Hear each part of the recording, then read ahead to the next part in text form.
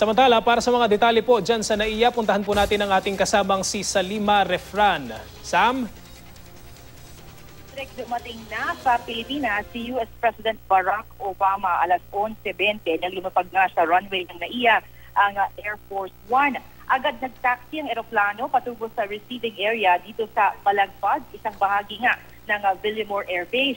Ilang minuto lang, Cedric, ay binuksan na ang pinto at lumabas na si Obama. Nakasuot ng gray suit si Obama at mabilis na bumaba ng hagdan. Kapuna po ng walang red carpet sa kanyang pagdating. Request daw ito mismo ni Obama. Sinalubong si Obama ni Defense Secretary Voltaire Gascon, U.S. Ambassador to the Philippines Philip Goldberg, Philippine Ambassador to the U.S. Jose Cuisa at ibang opisyal ng Pilipinas at Amerika.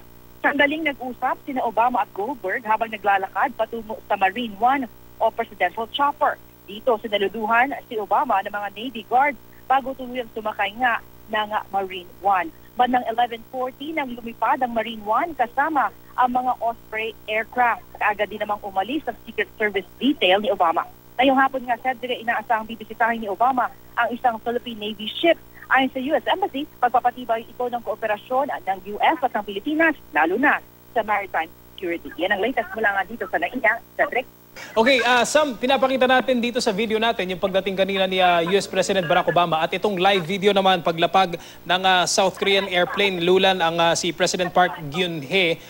Sam, pakibigyan mo nga kami ng larawan kung ano yung sitwasyon dyan kasi may ilang minuto lang yung pagitan, ano? I think mga 30 minutes lang o a little less than an hour yung pagitan. Paano yung situation? Paano yung mga nagiging shift, kumbaga, yung transition from one leader to another, Sam?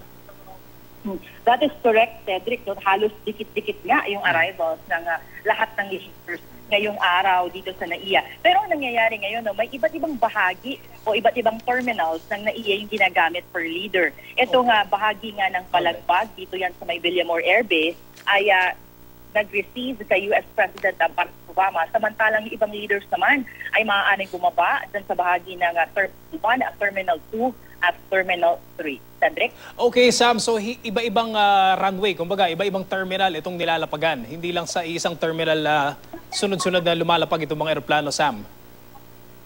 Correct, Cedric. Isang runway, isa lang naman yung runway natin dito sa NAIA. No? Pero sa iba't ibang terminal sila nagtataxi. Okay. Doon may sarili-sariling receiving personnel, receiving ceremonies sa ginaganap. Right. Pero dito nga sa nangyari kay President Obama, kapuna-puna na walang red carpet. Yun yung napansin natin sa kanya.